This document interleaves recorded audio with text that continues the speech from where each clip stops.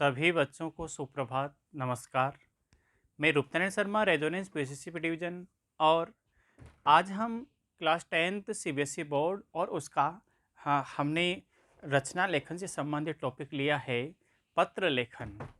अब पत्र लेखन अनिवार्य रूप से एक प्रश्न पूछा जाता है जो कि 5 अंक उसके निर्धारित किए हुए हैं।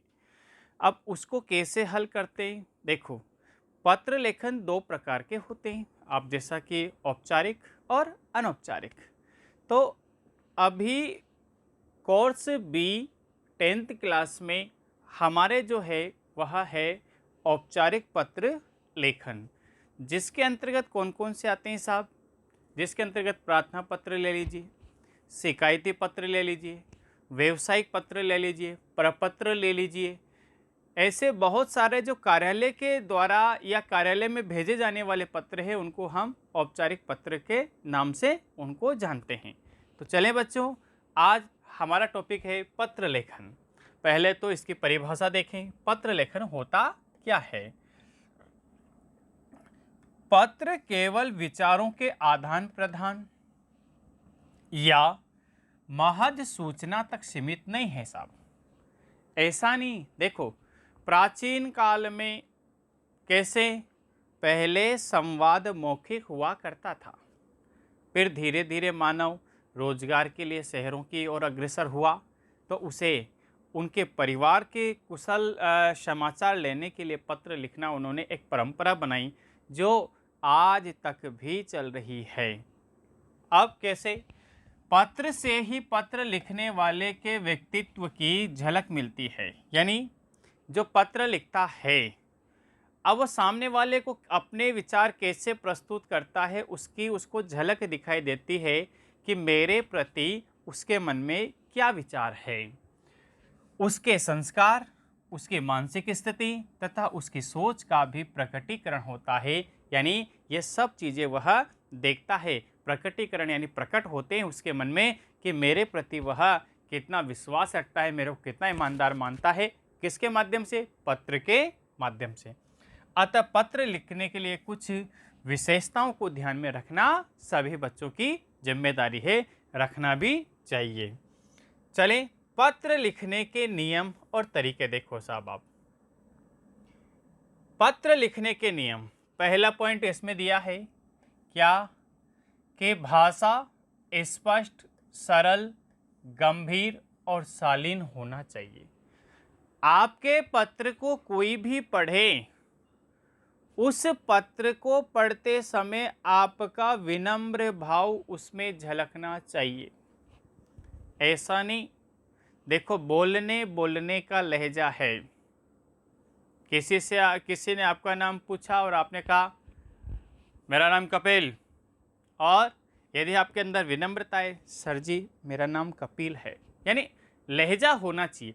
आपके पत्र में ये झलकना चाहिए विनम्रता का भाव, ताकि उस विनम्रता से आपको उचित सम्मान मिल सके। ये बात समझ में आ गई? दूसरा देखो आप, विषय वस्तु पूर्ण और स्पष्ट होनी चाहिए, क्योंकि बहुत सारे बच्चे ऐसे होते हैं जिनको विषय वस्तु जो लिखते हैं वह आधी अधूरी, वाक्य आधे, पूर्ण विराम लगाना भूल जाते हैं, अल्प विराम लगाना भूल जाते हैं, की को छोटी की जगह बड़ी की लिख देते हैं। यानी ऐसा करते हैं तो उसका विषय वस्तु है अस्पष्ट हो जाती है, अपूर्ण हो जाती है, जिसके कारण भी पत्र हमारा गलत हो जाता है। एक तीसरी बात ही बताना चाहता हूं, शब्द शुद्धि और वाक्य शुद्धि पर पत्र लेखन में विशेष विशेष विशेष ध्यान देना होता है। क्योंकि जहां तक हमारे शब्द, क्योंकि आप बिल्कुल संक्षिप्त लिख रहे हो, ऐसा नहीं कि बहुत विस्तार से लिख रहे हो, छोटा लिख रहे हो, लेकिन उसको अच्छा लिखना वह आपके पत्र को अट्रैक्टिव, आकर्षित करता है, जो आपके पत्र को पढ़ने वाला है। आगे चले, अनावश्यक बातों से बचना चाहिए। बहुत से बच्चों की मैं पत्र लेखन देखता हूँ, सविनय नम्र निवेदन है कि मेरा नाम ये है, मैं कक्षा इतने में पढ़ता हूँ, फिर एक लाइन छोड़ के फिर लिख देता है मेरा नाम ये है, मैं कक्षा 10 में पढ़। अरे ऐसा क्यों? उनको चाहिए कि आप जो भी हो एक बार कह दो, अनावश्यक बातों को आप बिल्कुल ना दोहराएं। आपके सामने आपका जो पत्र है वह किसी कौन पढ़ेगा? जो आपकी लेवल से काफी ऊंचा होगा, आपका पदाधिकारी होगा, आपका सम्मानित पुरुष होगा। वो जो आपके पत्र को पढ़ेगा तो उसको गौरवान्वित महसूस होना चाहिए। ऐसा लगना चाहिए कि बिल्कुल काम की और सटीक बातें लिखी है, अनावश्यक तथ्य इसमें बिल्कुल भी नहीं है। आगे चलें। जिसके लिए पत्र लिखा जाए उसके स्तर का पूर्ण ध्यान रखना चाहिए। भाई बिल्कुल सही है। देखो, प्रधानाचार्य है तो आप सेवा में श्रीमान, प्रधानाचार्य महोदय, और यदि थानाधिकारी है तो सेवा में श्रीमान थानाधिकारी महोदय, यानी उसके पद का तो सम्मान आपको करना ही पड़ेगा। यदि आप उसके पद का सम्मान नहीं करते, गरिमा में न रह करके पत्र लिखते हैं, तो आपके पत्र का कोई औचित्य नहीं है। आपका पत्र नेगेटिव थिंक, नकारात्मक सोच की ओर जाएगा, जो बिल्कुल भी उसका मूल्य नहीं रहेगा, उसका अस्तित्व वहीं पर समाप्त हो जाएगा। ये बात समझ में आ गई। अब आपके पत्र में क्या झलकना चाहिए साहब? शिष्टाचार प्रकट होना चाहिए। शिष्टाचार, पढ़ने वाले को ऐसा लगे कि जो पत्र लिख रहा है कितना देखो सभ्य है, सुसंस्कारित है, शिक्षित है। अरे इसमें देखो इसके आचरणों का विकास कितना अच्छा हुआ है। ये शिष्टाचार आपके पत्र में। नेक्स्ट, छिचलेपन से बचें। अब छिचलापन क्या होता है? फोकट की बातों से, फोकट की उलझनों से। यानी जो पत्र जहां पर जिस रूप में आना है उसको वहीं पर जितनी आपकी क्षमता है उतना, और जो आपसे पूछा गया है उसी के अनुरूप लिखें। और अनावश्यक छिचलेपन का मतलब है इधर उधर की बातों से आपको कोई लेना देना नहीं है। अगला क्या है? प्रमाण पत्र। पत्र प्रमाण होते हैं, अतः कुत्सित विचार या गुस्से से दूर रहना चाहिए। ऐसा नहीं कि आपको गुस्सा आ रहा है और आपने पत्र लिख दिया, तो गुस्से में लिखे गए, क्रोध में लिखा गया पत्र बिल्कुल ही 100% गलत है। जहां तक आपका स्वभाव शांत शीतल नहीं होगा तब तक आप किसी को पत्र न लिखें। क्यों? क्योंकि पत्र हमेशा स्थायी होते हैं, उसका रिकॉर्ड मेंटेन होता है। इसलिए पत्र लिखते समय आपके अंदर शालीनता का गुण, शिष्टाचार का गुण और आदर्शवादिता का गुण होना बेहद ही जरूरी है। अगला है, औपचारिक पत्रों में विषय लिखना अनिवार्य है। बिल्कुल, शीर्षक आप लिखेंगे। और मैंने आपको अभी थोड़ी देर पहले बताया भी सही कि 10th CBSE board course B में आपके कौन सा पत्र है? औपचारिक पत्र है। तो हम चलें। देखो, पत्र दो प्रकार के होते हैं। कितने प्रकार के? दो प्रकार के होते हैं। कौन कौन से होते हैं? एक होता है औपचारिक पत्र और दूसरा कौन सा होता है? अनौपचारिक पत्र। पहले तो आपको देखना है कि औपचारिक पत्र क्या होता है। जो किसी भी कार्यालय के द्वारा अपने पदाधिकारियों को अपने कार्यालय में या सामान्य जन को जो पत्र लिखे जाते हैं उसको कार्यालय पत्र कहते हैं। जो सामान्य जन के द्वारा और अपने उच्च अधिकारियों को कार्यालयों में जो पत्र लिखे जाते हैं, सरकारी दफ्तरों में पत्र लिखे जाते हैं, उसको उन वहाँ के पदाधिकारियों को, व्यक्ति विशेष को नहीं, पद को, उसको हम औपचारिक नाम दिया जाता है, देते हैं। अब देखो साहब, औपचारिक पत्र आपको ये देखना है कि CBSE 2021-22 पाठ्यक्रम में कौन सी क्लासे है आपकी? कक्षा 10वीं। केवल औपचारिक पत्र ही है। तो यही पत्र सबसे ज़्यादा इम्पोर्टेंट है, इसी को आपको बिल्कुल सिस्टेमेटिक ढंग से पढ़ना है। तो देखें औपचारिक पत्र होता क्या है, पहले तो ये देखें। औपचारिक पत्र उन लोगों के लिए लिखे जाते हैं, किन के लिए, जिनसे हमारा व्यक्तिगत परिचय होता है अथवा नहीं भी होता है। अरे इसमें व्यक्ति का नहीं, किसका लिखा जाता है, व्यक्ति विशेष के लिए औपचारिक पत्र बिल्कुल भी नहीं होता, बल्कि उसके पद का परिचय होता है। पद यानी प्रधानाचार्य, थानाधिकारी, प्रबंधक महोदय, पुस्तकालय प्रबंधक महोदय, अध्यक्ष महोदय, सभापति महोदय, ये पद के नाम हैं। ये पत्र प्राय किसी विभागीय अधिकारियों के लिए लिखे जाते हैं या एक विभाग से दूसरे विभाग के लिए लिखे जाते हैं। भाई औपचारिक पत्र में कौन कौन से पत्र सम्मिलित है, देखो आप परीक्षाओं में पूछे जाते हैं। देखो आप, नंबर 1 प्रार्थना पत्र सम्मिलित है। प्रार्थना पत्र किसको लिखा जाता है, प्रधानाध्यापक को, प्रधानाचार्य को, जो वहाँ के विद्यार्थी लिखते हैं उसको हम प्रार्थना पत्र कहते हैं। आवेदन, आवेदन करने के लिए आप आवेदन पत्र लिखोगे।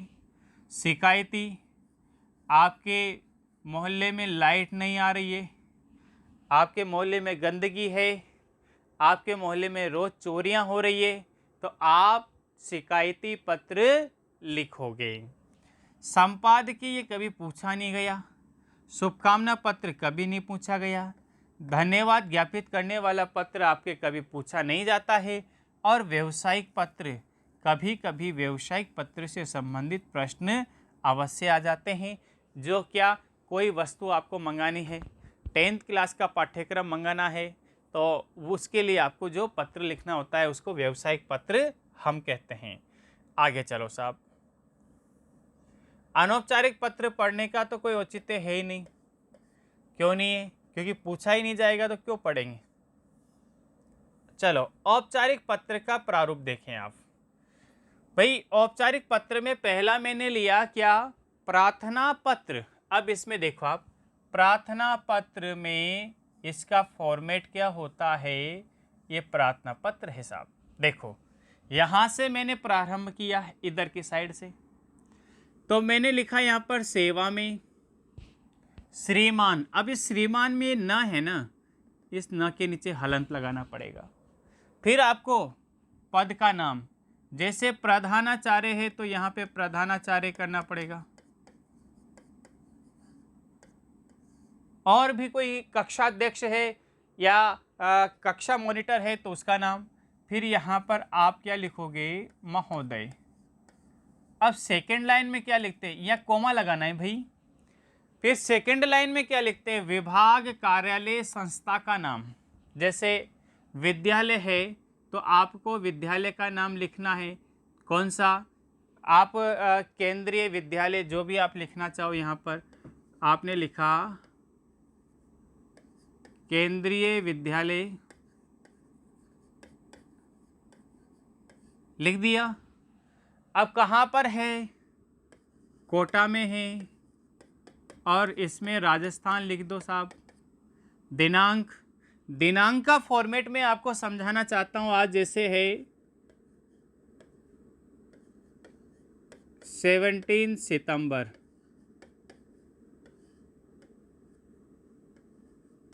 दो 2021। दिनांक हमेशा इसी फॉर्मेट में आनी है, निश्चित रूप से, इसमें कोई दोहराई नहीं है। अब है साहब विषय का चुनाव। विषय के चुनाव आपको कहाँ से करने, देखें आप कि विषय का चुनाव आपको करना है कहाँ से, प्रश्न में जो लिखा हुआ है कि आपको पत्र किसके संदर्भ में लिखना है, वहीं से पंक्ति उठा के लाओ और इसमें डाल दीजिए। जैसे यहाँ पर लिख दिया, टीसी प्राप्त करने हेतु, करने हेतु कौन सा पत्र, प्रार्थना पत्र, या टीसी प्राप्त करने बाबत, ये दोनों ही आप लिख सकते हो। टीसी को हिंदी में क्या बोलते हैं, स्थानांतरण सर्टिफिकेट यानी प्रमाण पत्र। फिर देखिए आप, इसके लाइन नहीं छोड़नी है। बच्चे हमेशा ये पूछते हैं सर लाइन कहाँ छोड़े कहाँ नहीं छोड़े, तो मैं आपको बता देता हूँ यहाँ लाइन नहीं छूटेगी। आपने यहाँ पर लिखा मान्यवर, बिल्कुल सही लिखा। मान्य और महोदय में से एक लिखना है। अब देखिए आप, हमने उसमें पढ़ा है अनावश्यक शब्दों का प्रयोग ना हो। जब हमने महोदय शब्द यहाँ पे कर दिया तो हम यहाँ पर महोदय को काट देंगे, मान्यवर, फिर ये कोमा लगा देंगे। उपरोक्त विशेष में सविनय निवेदन है कि, अब इसमें क्या आएगा, इसको विषय वस्तु लिखना है। हमें क्या लिखना है बेटे, विषय वस्तु। अब विषय वस्तु में दो प्रकार के प्रश्न आपके पूछे जाएंगे। देखो आप, पहला प्रश्न, पत्र लिखने का कारण, नंबर 1, पत्र लिखने का कारण बताना है। और दूसरा विषय वस्तु में लिखा जाता है आपका सुझाव। भाई आप क्या सुझाव देना चाहते हैं, ये दोनों ही किस में आने चाहिए, विषय वस्तु में आना चाहिए। अब विषय वस्तु के बीच में ये ध्यान रखें कि एक गद्यांश चेंज करें। दो गद्यांश में लिखना है, एक में आपको कारण बताना है और दूसरे में आपको सुझाव देना है। फिर धन्यवाद। अब आप इस धन्यवाद को यहाँ पे लिख लो भाई, ये धन्यवाद यहाँ पे आ जाएगा। अब आप कह रहे हो लाइन कहाँ छोड़े, तो यहाँ एक लाइन छोड़ दो। आपका, आपकी आज्ञाकारी शिष्य, शिष्य नाम और कक्षा का नाम यहाँ पर हम लिख देंगे, तो हमारा पत्र पूरे में से पूरे नंबर इसमें आपको मिल जाएंगे। अब कैसे मिलेंगे साहब, देखो विषय वस्तु के 2 अंक है। कितने अंक है, 2। आपने विषय वस्तु लिखी है, इसका मतलब आपको 2 अंक मिलना निर्धारित है। 2 अंक आपके प्रारूप जमाने के हैं। कितने अंक हो गए, 4। 1 अंक जो बचता है, आपने उसमें वाक्य शुद्ध लिखे नहीं लिखे, अरे वह जो पत्र लिखा है वह समझ में आ रहा है नहीं आ रहा, क्या उसके वाक्य इधर के उधर तो नहीं कर दिए, क्या शब्दों की अशुद्धि तो आपने नहीं कर दी, क्या सही कोमा का प्रयोग किया है, पूर्ण विराम का प्रयोग किया है। तो यहाँ इससे संबंधित भी आपके यहाँ पर अंक निर्धारित होते हैं। इसलिए 5 अंक का है और 5 में से 5 अंक उसी के आते हैं जो बिल्कुल तरीके से इसको हल करता है। तो आज हम इतना ही करेंगे। आज के लिए बहुत बहुत धन्यवाद, और नेक्स्ट क्लास में इसके संबंधित उदाहरण हम यहाँ पर लेंगे। धन्यवाद बेटे।